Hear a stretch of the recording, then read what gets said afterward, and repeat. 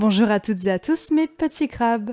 Aujourd'hui on va parler d'un Yuri qu'une gentille abonnée m'a fait découvrir. Il s'appelle Enneliche et putain que c'était une belle découverte. Surtout qu'il a un mécanisme assez inédit mais bon j'y reviendrai dessus après.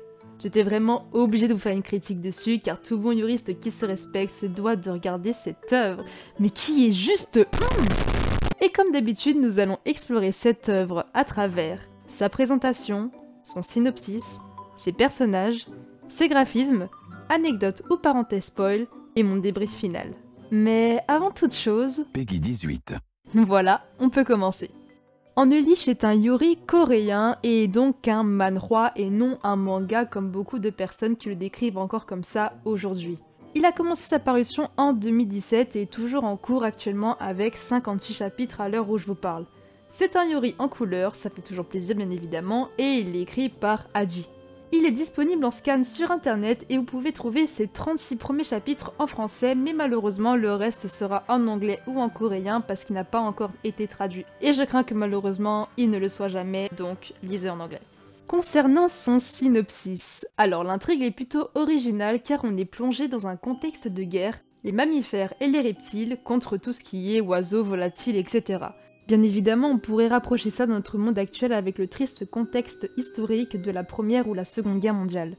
Et nous retrouvons donc le soldat Iren Red qui est à la retraite et qui nous raconte son passé durant ces années sombres 30 ans auparavant et comment cette guerre l'a marqué à vie.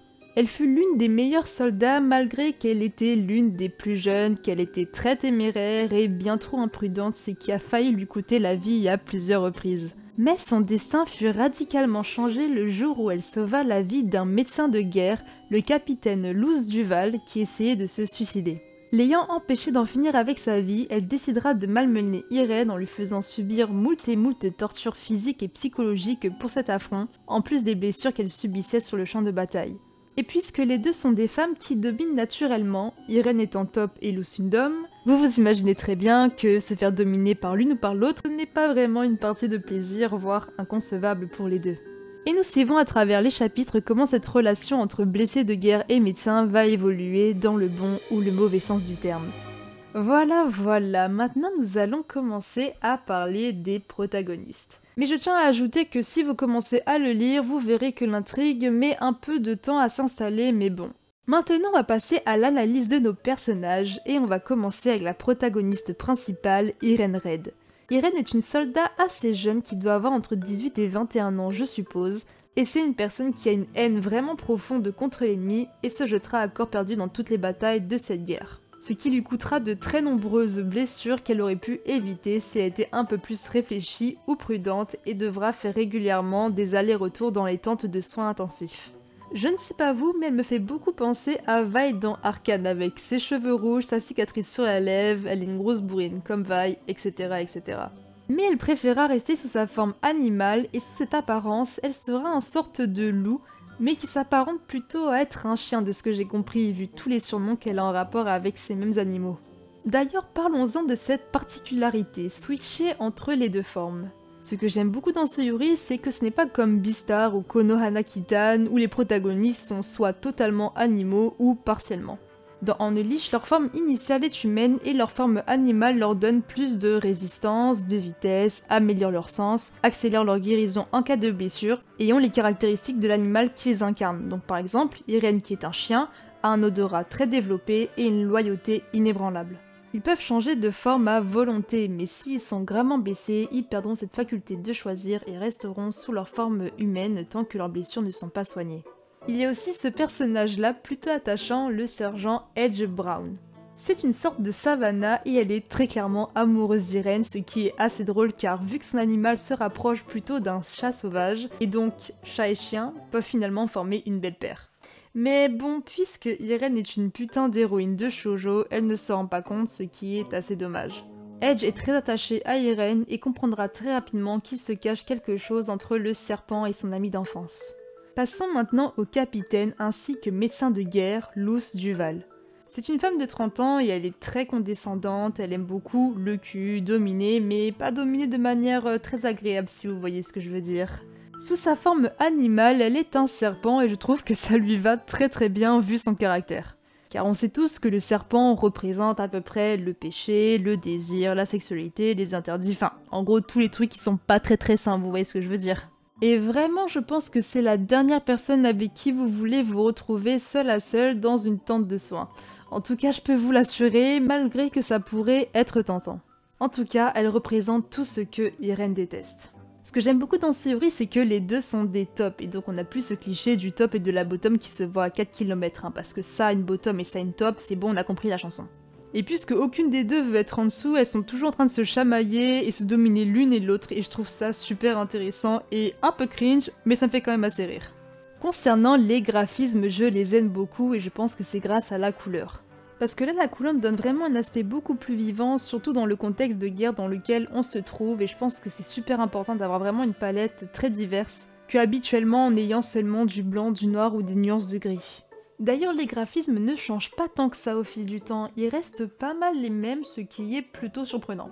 Passons maintenant aux anecdotes. Alors, il faut savoir que si je fais cette vidéo, c'est parce que ce manhwa a repris récemment. En fait, ce Yuri a commencé, comme je vous l'ai dit, en 2017 et il a eu 36 chapitres et s'est arrêté brutalement pendant plusieurs années et a seulement repris cette année-là en janvier 2022. Donc toutes les personnes qui l'avaient déjà commencé auparavant étaient extrêmement frustrées que ce Yuri se termine sur un cliffhanger, surtout que l'auteur a toujours été assez flou sur la réponse de si oui ou non il allait arrêter la série.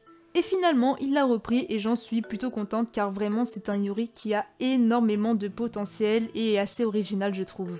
Maintenant concernant la parenthèse spoil, je vais plus vous dire mon avis sur la potentielle fin de cette histoire. Donc si vous n'avez pas lu au moins jusqu'au chapitre 46, je vous invite à avancer à ce timecode.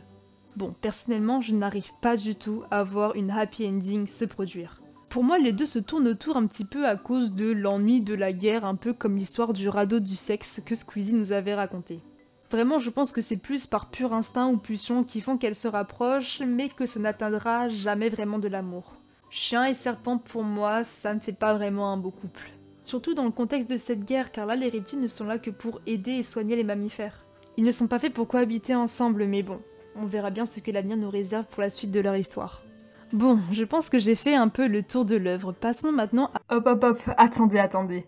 J'étais en train de faire le montage de cette vidéo quand je me suis souvenu qu'il n'y a pas si longtemps que ça, j'avais re-regardé le premier chapitre d'Unleashed par nostalgie et j'avais remarqué ce petit détail dans le décor qui a attisé ma curiosité. Une petite statuette de serpent.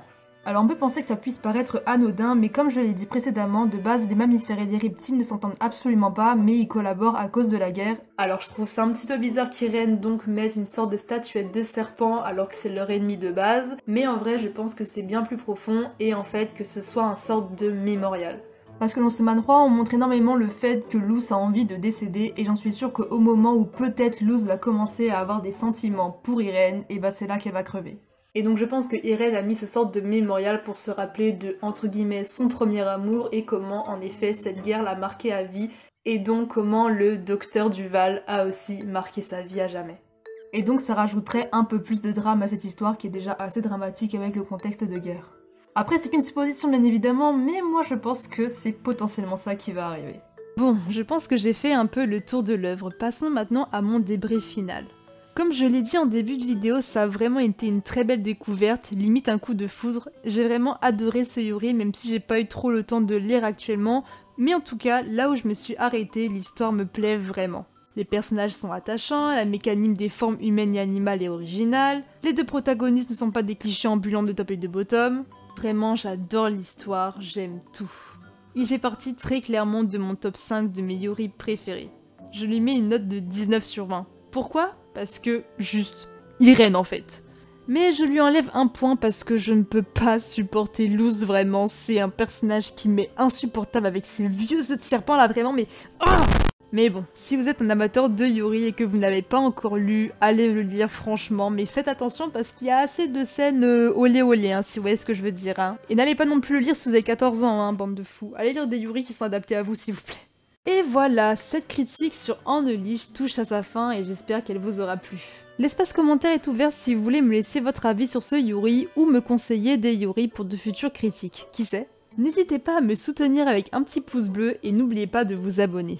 Et en attendant, je vous dis à la prochaine pour une nouvelle future critique de Yuri.